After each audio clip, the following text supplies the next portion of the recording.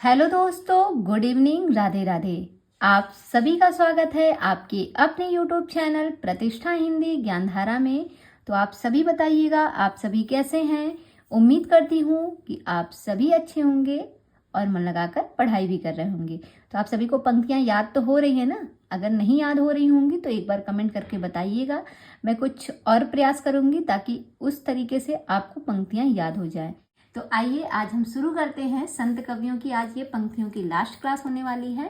तो आज हम बात करेंगे बाबा लाल की पंक्तियों पर। तो देखिएगा, बाबा लाल की जो पहली पंक्ति है वो है, आशा विषय विकार की बध्या जा संसार, लख 84 फेर में भरमत बारंबार। ये पंक्ति किसकी है? बाबा लाल की है। कैसे याद करेंगे? देखिए, जो भी शब्द आपको पकड़ाया जाता है आप उसी शब्द को पकड़ा कीजिए। जैसे मैंने दादू का याद किया था, दादू बाबा एक ही लोग को कहा जाता है। कोई बाबा बोलता है, कोई दादू बोलता है, तो वो थे दादू दयाल। ठीक है, दादू को दादू से ही याद करिएगा। और बाबा लाल की जो पंक्ति है इनको बाबा से याद करिए। तो कहते हैं, आशा विषय विकार की बध्या जा संसार। कहते हैं जो बाबा होते हैं, बाबा क्या कहते हैं? बाबा कहते हैं कि अब किसी भी प्रकार की आशा नहीं रह गई है मुझे इस संसार से। ये जो संसार है, ये संसार मुझे बांध के तो रखा है, लेकिन अब इस संसार से मुझे कोई भी किसी भी प्रकार की आशा उम्मीद नहीं रह गई है। क्यों? क्योंकि अब उनको पता है कि उनकी ज़िंदगी जो है, उनका जो समय है, जीवन जो है वो कुछ ही क्षणों में नष्ट होने वाला है।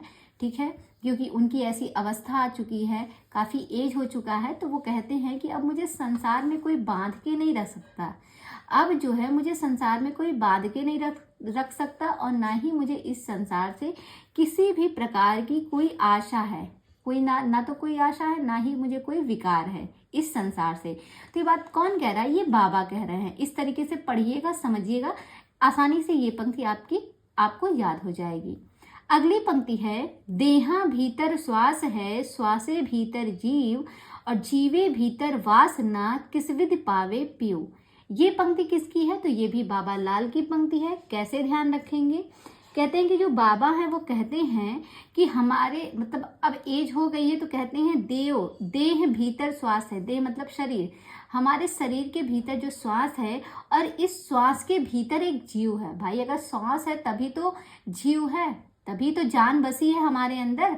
तो ये जो हमारा शरीर है, इस शरीर के अंदर सांस है, सांस यानी कि सांस है, और इस सांस की वजह से ही जो है हम एक जीव हैं, हमारे अंदर एक जीवन है। ठीक है, और जीवे भीतर वासना, और उस जीव के भीतर बहुत सी वासनाएं भरी हुई हैं। ये बात कौन कह रहा है? ये बाबा बता रहे हैं। बाबा कहते हैं जब तक हमारे शरीर के अंदर सांस है, और जब तक सांस है तब तक हम एक जीव के रूप में है, हमारे अंदर एक जीवन है। और जिस दिन सांस खत्म हो गई उस दिन हमारा जीवन नष्ट हो गया। तो ये बात कौन कह रहा है? बाबा कह रहे हैं, क्योंकि अब बाबा की एज हो गई है। अच्छा, हम लोग तो ये बातें नहीं सोचते कि हमारी सांस चल रही है तो हम जीव हैं, ये वो, लेकिन बाबा दादा लोग ये चीज़ सोचते हैं। तो यहाँ से आप इनको कनेक्ट करिएगा। ये बातें कौन सोच रहा है? बाबा सोच रहे हैं। क्यों? क्योंकि उनकी एज जो है अब इस अवस्था में पहुंच चुकी है कि वो कभी भी जो है इस दुनिया से जा सकते हैं। तो उनके मन में ये सारे विचार आना स्वाभाविक है। तो इस तरीके से आप इनको पढ़िएगा, आसानी से कनेक्ट हो जाएगा कि ये बाबा लाल की पंक्ति है। आगे बढ़ते हैं। अगले लेखक हैं, देखिएगा, अगले जो संत कवि हैं वो है रज्जब। रज्जब की बात करें तो इनका जो पूरा नाम है वो है रज्जब अली खां। पूरा नाम इनका क्या है? रज्जब अली खां है। अब बात करें रज्जब की पंक्तियों की, तो देखिएगा इनकी जो पहली पंक्ति है वो है, धुनि ग्रभे उत्पन्नो दादू योगेंद्रा महामुनि। ये इनकी पहली पंक्ति है, धुनि ग्रभे उत्पन्नो दादू योगेंद्रा महामुनि। ये किसकी पंक्ति है? रज्जब की पंक्ति है। किसकी है? रज्जब की पंक्ति है। कहते हैं योगेंद्रा महामुनि, दादू योगेंद्रा महामुनि। जब दादू, यहाँ पे ऐसे कर सकते हैं कनेक्ट कि जब दादू योगी होंगे तो क्या हो जाएंगे? जब योगी बनेंगे दादू तो वो महामुनि हो जाएंगे। जब दादू योगी बनेंगे तो वो क्या बन जाएंगे? उसके बाद वो महामुनि हो जाएंगे। कौन? दादू योगेंद्रा महामुनि। दादू जब योगी बनेंगे तो वे महामुनि भी बन जाएंगे। ये कौन कह रहा है? ये रज्जब कह रहे हैं। कौन कह रहा है? रज्जब। तो रज्जब को आप बनाइएगा गज्जब। कहते हैं भाई अगर दादू योगी बनेंगे तो योगी बन के वो महामुनि बन जाएंगे। ये तो बड़ी गज्जब बात हो गई। कैसी बात हो गई? ये तो बड़ी गज्जब बात हो गई कि दादू अगर योगी बने तो योगी बनने के बाद वो क्या बन जाएंगे? ये तो महामुनि बन जाएंगे। तब तो ये तो बड़ी गज्जब बात हो गई। गज्जब से आप रज्जब को कनेक्ट कर लीजिएगा, ध्यान हो जाएगा। आगे देखिएगा, अगली पंक्ति है, वेद सुमाड़ी कूप जल दुख सु प्राप्ति होए और शब्द साखी सरवर सलिल सुख पीवे सब कोय। ये पंक्ति किसकी है? तो ये भी रज्जब की पंक्ति है। वेद सुवाड़ी कूप जल दुख सु प्राप्ति होए और शब्द साखी सरवर सलिल सुख पीवे सब कोय। किसकी है? ये भी रज्जब की पंक्ति है। कहते हैं इसको कैसे कनेक्ट करेंगे? यहाँ पे देखिएगा, यहाँ लिखा है वेद सुवाड़ी कूप जल। कहते हैं कि जब वेद की सुवाड़ी, मतलब यहाँ पे आप कनेक्ट कर लीजिएगा कि सुंदरवाड़ी की बात हो रही। सुवाड़ी यानी कि सुंदरवाड़ी। कहते हैं जब आप वेद की सुंदरवाड़ी को सुनेंगे, आप इसको कनेक्ट कीजिएगा कि जब आप वेद की सुंदरवाड़ी को सुनेंगे तो क्या होगा? तो सारे सुख को आप पी लेंगे, मतलब चारों तरफ सारे दुख दूर हो जाएंगे। केवल आप किसको पिएंगे? सुख को पिएंगे। और ये तो बड़ी गजब बात हो गई। अब जैसे आप किसी से कहिए कि अगर भाई सुख को पीना है तो वेद की सुंदरवाड़ी को सुनिए, तो कहेंगे अरे ये तो बड़ी गजब बात हो गई। अगर आप किसी से कहेंगे कि आपको अगर सुख पीना है, मतलब सुख ही चाहिए, तो आप क्या करिए? वेद की सुंदरवाड़ी को पीजिए, वेद की सुंदरवाड़ी को पढ़िए, तो आप सुख को पी लेंगे और दुख सारे दूर हो जाएंगे। तो वो क्या कहेगा? कहेगा अरे ये तो बड़ी गजब बात हो गई। ये तो बड़ा गजब हुआ कि अगर हम वेद की सुंदरवाड़ी को पढ़ लिए तो सारे सुख को हमने पा लिया। सारे सुख लिखा है ना, सुख पीवे सब कोई, तो सारे सुख को हर कोई पी लेगा। कब पिएगा? जब हम वेद की सुंदरवाड़ी को पढ़ेंगे।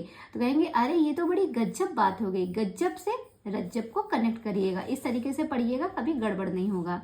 अगली पंक्ति है, संतो मगन भया मन मेरा अब निसे सदा एक रस लागा दिया दरिवे डेरा। संतो मगन भया मन मेरा, ये किसकी पंक्ति है? ये रज्जब की पंक्ति है। इसको भी आप कैसे याद करेंगे? जैसे रज्जब है तो आप जानते हैं, आप यहाँ पे मगन शब्द को पकड़िएगा। मतलब मुझे कैसे याद हो? देखिए जैसे मुझे याद हो जाता है, मैं उन्हीं चीजों को आपके सामने लाती हूँ ताकि जो है आपको भी याद हो जाए। यहाँ पे है मगन, ठीक है। और मगन से एक गाना है, आपको याद होगा, राजा की आएगी बारात रंगीली होगी रात मगन में नाचूंगी मगन में नाचूंगी राजा की आएगी बारात। तो यहाँ पे मगन शब्द आया ना कि मगन में नाचूंगी, मगन होकर मैं नाचूंगी। कब? जब राजा की आएगी बारात। तो यहाँ पे मगन शब्द हो गए, मगन शब्द आया। और मगन भया मन मेरा कब? भाई राजा की आएगी बारात, राजा से रज्जब को कनेक्ट कर सकते हैं। ये तो बड़ा गजब हो गया कि राजा की आएगी बारात। तो जब उनकी बारात आई तो मेरा मन क्या है? मेरा मन तो एकदम मगन हो गया। जैसे बारात वारात आती है तो सब लोग बहुत खुश होते हैं ना, जाके देखते हैं। तो बस उसी से थोड़ा सा कनेक्ट कर लीजिएगा। किसकी बारात आई? राजा की आई। और कैसी बारात आई? बड़ी गजब बारात आई थी। गजब से रज्जब को कनेक्ट कर लीजिएगा, याद हो जाएगा ये वाली पंक्ति भी। आगे देखते हैं, अगले हैं हरिदास निरंजनी। इनकी बात करें तो इनके द्वारा एक पंक्ति लिखी गई है, गुणग्राही गोविंद गुण गावा भज भज राम परम पद पावा। ये पंक्ति किसकी है? हरिदास निरंजनी की है। गुणग्राही गोविंद गुण गावा भजी भजी राम परम पद पावा। आगे बढ़ते हैं, अगले संत कवि हैं जम्भनाथ। जम्भनाथ की अगर हम बात करें तो इनके द्वारा एक पंक्ति लिखी गई है, गगन हमारा बाजा बाजे मतर फल हाथी और संशय काबल गुरुमुख तोड़ा पांच पुरुष मेरे साथी। ये किसकी है? ये जम्भनाथ की है। कहते हैं गगन हमारा बाजा बाजे। देखिए गगन में बाजा कब बजता है? जब बादल घिरे होते हैं, जो बिजली की वो बिजली जो चमकती है उसकी जो कड़कड़ाहट होती है, आप समझने का प्रयास कीजिएगा। तो ऐसा लगता है कि जैसे बाजा बज रहा है गगन में। कहाँ पे? गगन में बाजा बज रहा है। तो आप बताइए, जब गगन में बाजा बजेगा तो क्या वो चीजें वहां पे जम जाएंगी या बारिश होगी? जमेगी नहीं ना। अगर बिजली कड़क रही है तो यानी कि अब बारिश होने का मौसम बन गया है, और बारिश होगी तो वो चीज़ जमी नहीं रहेगी। जितनी भी जमी हुई चीज़ें रहेंगी वो सब गीली हो जाएंगी। अगर आप किसी चीज़ में पानी डालेंगे तो वो चीज़ें पिघलने लगेंगी, गीली हो जाएंगी, जमी तो नहीं रहेंगी। तो गगन हमारा बाजा बाजे, जब गगन में बाजा बजता है तो कोई चीज़ जमी नहीं रहती। जमी नहीं रहती यानी कि जम्भनाथ, जमी नहीं रहती यानी कि जम्भनाथ, जम्भना, जम्भना यानी कि जमा ना रहना, यानी कि जम्भनाथ की ये पंक्ति है। इस तरीके से आप इसको कनेक्ट कीजिएगा। आगे बढ़ते हैं सींगा। आगे है सींगा की एक पंक्ति है, जल विच कमल कमल विच कलियां, जहां वासुदेव अविनाशी, और घर में गंगा घर में जमुना, नहीं द्वारिका काशी। ये पंक्ति किसकी है? सींगा की है। और ऐसी ही मिलती जुलती एक पंक्ति जो है वो और है, किसके द्वारा लिखी गई है? ये ऐसे ही एक पंक्ति कबीरदास की है। जैसे आपने सींगा की पढ़ी ना, इसी तरह मिलती जुलती एक पंक्ति कबीरदास की है। सुनिएगा, वो पंक्ति है, जल विच कमल कमल विच कलियां, तापर भवर निवासी रे, पानी बिच मीन पियासी, मुहि सुनि सुनि आवे हासी रे। ये वाली पंक्ति किसकी है? ये कबीरदास की पंक्ति है। और अभी जो हमने पढ़ा, जल विच कमल कमल विच कलियां, मतलब कि ऊपर वाली जो लाइन है वो दोनों की सेम है, उसके बाद अंतर है। तो इसमें है जल विच कमल कमल विच कलियां, जहां वासुदेव अविनाशी, और घर में गंगा घर में जमुना, नहीं द्वारिका काशी। तो यहाँ गंगा और जमुना दो की बात हो रही है, गंगा और जमुना। तो गंगा, गंगा में गा आया है ना, और सींगा में भी गा आया है, ठीक है। गंगा में गा आया और सींगा में, तो जहाँ पे गंगा जमुना दोनों की बात होगी तो वहाँ समझिएगा ये सींगा के द्वारा कही गई है। और जहाँ पे तापर भवर निवासी रे, पानी बिच मीन पियासी, मतलब हंसने की बात होगी, मुहि सुनि सुनि आवे हासी रे, हंसने की बात होगी, वो वाली पंक्ति किसकी होगी? कबीरदास की होगी। दोनों में अंतर समझिएगा, एक अगर आप कनेक्ट कर लिए दूसरा याद हो जाएगा। तो ये दोनों मिलती जुलती पंक्तियां हैं, इसको गड़बड़ मत कीजिएगा। और अगर आप में से कोई लिखना चाहता है इस पंक्ति को, तो आप मेरे चैनल पे कुछ शॉर्ट वीडियो भी मैंने अपलोड की है, शॉर्ट्स में मेरे जाइएगा। मैंने अपने चैनल पे कुछ शॉर्ट वीडियोस भी अपलोड की हैं, आप वहाँ पे जाएंगे तो ये वाली पंक्ति मैंने बहुत पहले पढ़ाई थी। वहाँ पे मैंने 3-4 शॉर्ट वीडियो डाली है जहाँ पे मैंने मिलती जुलती पंक्तियों को एक साथ पढ़ाया है। तो आप वहाँ पे जाके उन पंक्तियों का अध्ययन कर सकते हैं। और ये काफ़ी पहले का मतलब समझ सकते हैं, 3 या 4 महीने पहले की बात है, क्योंकि मेरा यूट्यूब चैनल जो है अभी हाल फिलहाल में ही शुरू हुआ है। तो मैं 2-3 साल की तो बात नहीं कर रही हूँ, क्योंकि मैंने अभी हाल फिलहाल में चैनल ही शुरू किया है। तो मान के चलिए कि 2 या 3 महीने पहले मैंने इस टॉपिक को पढ़ाया हुआ है। तो आप वहाँ से जाके और भी पंक्तियों को देख सकते हैं, और अपने जो आपकी नोटबुक है आप उसमें नोट भी कर सकते हैं, क्योंकि ये सब परीक्षा में पूछी जाती हैं और हमें बहुत कंफ्यूज भी करती हैं। आगे देखते हैं, अगले जो कवि हैं, अगले जो संत कवि हैं वो हैं मन रंगीन। मन रंगीन की अगर हम बात करें तो इनकी पंक्ति है, समझ ले और इनकी पंक्ति है, समझ ले औरे मन आई, अंत न होई कोई अपड़ा, यही माया के फंदे में नर आन भुलाड़ा। ये पंक्ति किसकी है? मन रंगीन की है। समझे ले औरे मन आई, कहते हैं मन रंगीन। यहाँ पे मन आई और मन दोनों में मन मन शब्द आया है, तो ये किसकी पंक्ति हो गई? मन रंगीन की पंक्ति हो। कहते हैं समझे ले औरे मन आई, ये किसकी पंक्ति है? मन रंगीन की है। आगे बढ़ते हैं, अगले जो संत कवि हैं वो हैं धर्मदास। धर्मदास की जो पहली पंक्ति है वो है, बरनौ मैं साहिब तुम्हरे चरना, संतन सुख लायक दायक प्रभु दुख हरना। ये पंक्ति किसके द्वारा कही गई है? धर्मदास के द्वारा। कहते हैं बरनौ मैं साहिब तुम्हरे चरना, यहाँ पे पकड़िएगा तुम्हरे चरना। आप बताइए, आप किसी के जब चरण, मतलब किसी के चरण पकड़ते हैं या छूते हैं तो क्यों छूते हैं? वो आपसे बड़े हैं, आपका धर्म कहता है कि आपसे ये बड़े हैं तो आपको उनके जो है चरण छूने चाहिए और चरण छूकर आशीर्वाद लेना चाहिए। तो साहिब तुम्हारे चरना, बरनौ मैं साहिब तुम्हारे चरना। अगर मैं मतलब तुम्हारे चरण में इसलिए पढ़ रहा हूँ, क्यों? क्योंकि ये हमारा धर्म कहता है। हमारा धर्म कहता है कि अगर कोई हमसे बड़ा है तो हमें उसके चरण छूकर उसके आशीर्वाद लेने चाहिए, ठीक है। तो ये हमारा धर्म कहता है, यानी कि ये धर्मदास की पंक्ति है। अब चरण छूने की बात अगर कोई करता है तो यानी कि वो हमारे धर्म की बात हो रही है, ठीक है। मम्मी पापा आपको सिखाते हैं ना कि बेटा ये दादाजी हैं, इनके चरण छू के आशीर्वाद लीजिए। क्यों? क्योंकि ये हमारा धर्म कहता है, वो हमसे बड़े हैं। इस तरीके से याद करिएगा। दूसरी पंक्ति है, झरि लागे महलिया गगन गहराए मितऊ मड़ैया सुनिकली करि गैलो। ये वाली पंक्ति जो है धर्मदास की है, इसको आप याद रख सकते हैं। जैसे लिखा है झरि लागे महलिया गगन गहराए, महल झरने लगा, झर लागे महलिया यानी कि जो महल है वो झरने लगा, गिरने लगा। और गगन गहराए, और गगन जो है वो भी भराने लगा, गहराने लगा। कब? जब हमारे धर्म का कोई अपमान करता है। आप ऐसे याद रख सकते हैं, अगर हमारे धर्म का अपमान होता है या हम धर्म का अपमान करते हैं तो हमारे साथ भी ईश्वर अच्छा नहीं करता। हम जिस महल में रहते हैं वो महल हमारा कुछ टाइम में झरने लगेगा और उस गगन भी जो है गहराने लगेगा। कब? जब हम अपने धर्म का अपमान करते हैं, धर्म की बात नहीं मानते हैं। तो ये सारी शब्दों से आप इस पंक्ति को अच्छे से याद रख सकते हैं। धर्म यानी कि धर्मदास की पंक्ति है।